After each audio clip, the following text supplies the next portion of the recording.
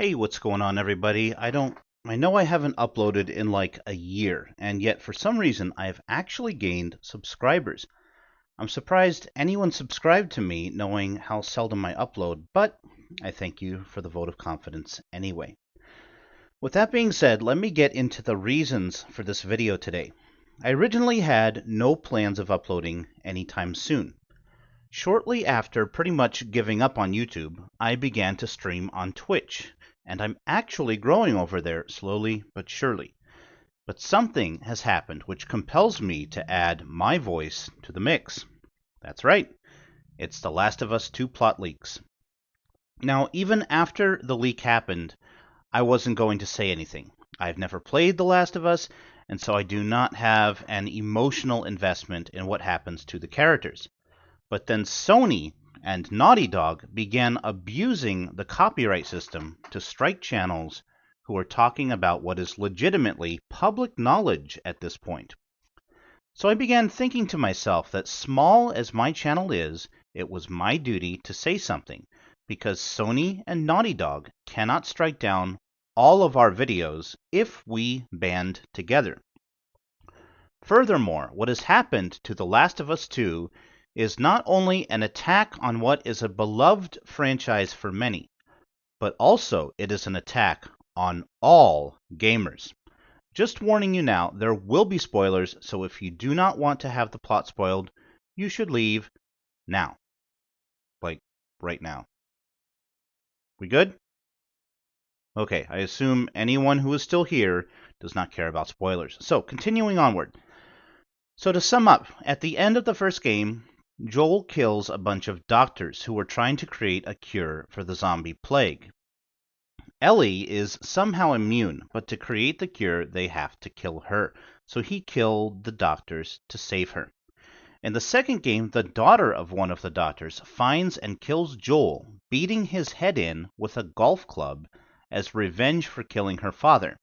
Then, as an ultimate "fuck you," the game forces you to play as the girl who just killed Joel, who once again is a beloved character for many.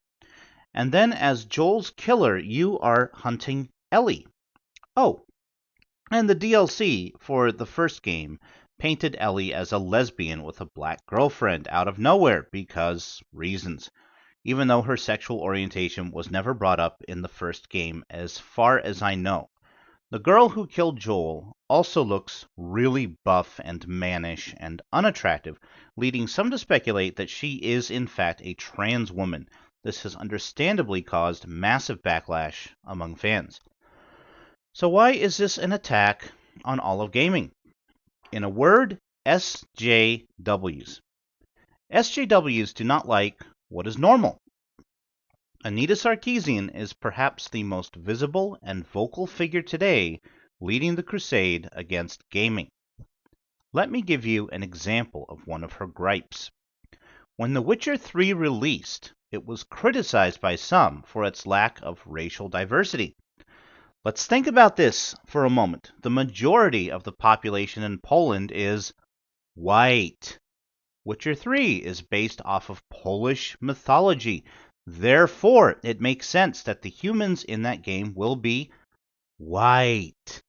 When this point is made, the SJWs hit back with something like, "Oh, well, if you can portray griffins and magic and other unrealistic stuff, surely you can include other races because this is fantasy."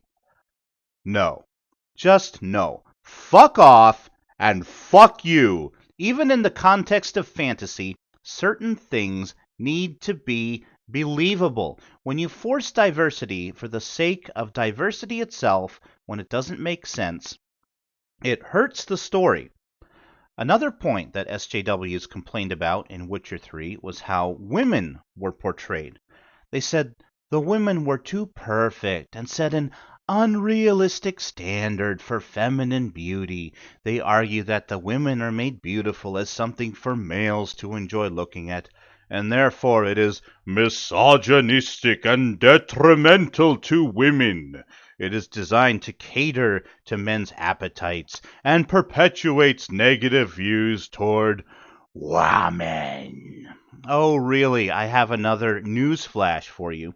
Those standards for feminine beauty are not unrealistic. I have seen some astonishingly beautiful women in my time that have made me stop and go, wow. We do not play games for realism. The real world, has enough bullshit to deal with. We play games to escape the real world, and we do not want or need realistic standards for feminine beauty in our games.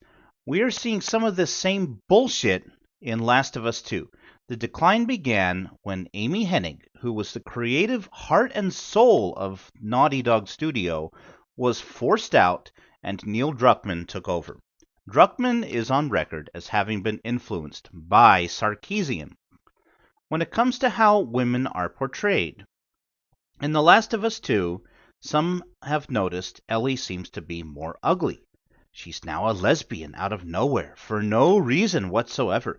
Joel's killer is so buff she puts men to shame and is ugly herself, if she's even female.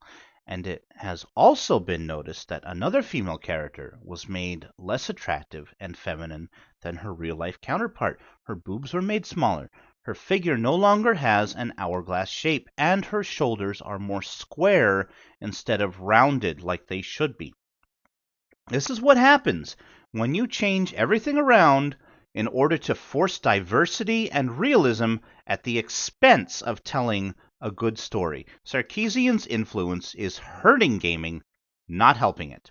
SJWs have destroyed Star Wars, Doctor Who, and most recently Marvel Comics, and they are beginning to influence gaming. I implore you, do not buy The Last of Us 2.